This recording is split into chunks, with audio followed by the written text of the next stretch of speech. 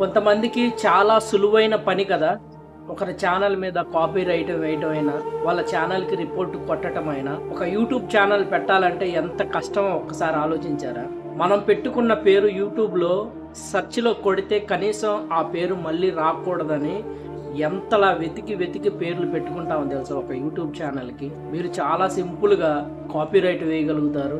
చాలా సింపుల్‌గా రిపోర్ట్ కొట్టగలుగుతారు. ఒక ఛానల్ పెట్టడానికి ఎన్ని కష్టాలు పడతామో తెలుసా?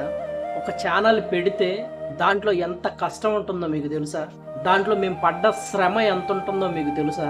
మా టైం అంతా వెచ్చించి మేము చేస్తున్న చిన్న చిన్న ఉద్యోగాల్లో వస్తున్న డబ్బుల్ని ఆ యూట్యూబ్ మీద పెడుతూ మా ఛానల్ని మేము పైకి తెచ్చుకుంటూ ఉంటాం. కానీ మీరు చాలా సింపుల్గా కాపీరైట్లు వేస్తూ ఉంటారు. ఒక కాపీరైట్ పడిందంటే మా శ్రమ 3 నెలల శ్రమ వృధా అయిపోతుంది. ఆ విషయం తెలుసా మీకు?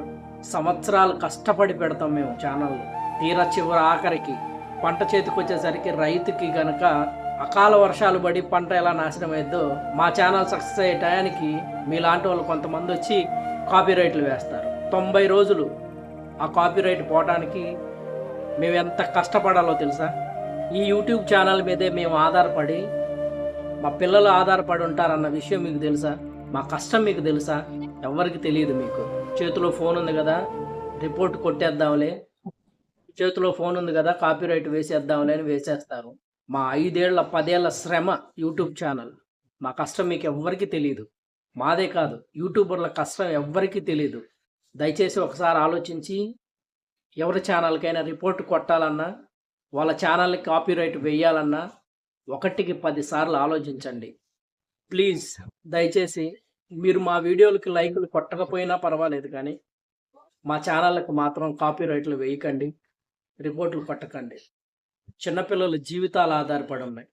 దయచేసి అందరూ అర్థం చేసుకుంటారని మనస్ఫూర్తిగా కోరుకుంటున్నాం. నా ఛానల్ గురించి మాట్లాడట్లేదు, ప్రతి ఒక్క యూట్యూబర్ కష్టం గురించి మాట్లాడుతున్నా నేను. దయచేసి ఏ యూట్యూబర్కి ఇలాంటి అన్యాయం జరగకుండా చేయండి.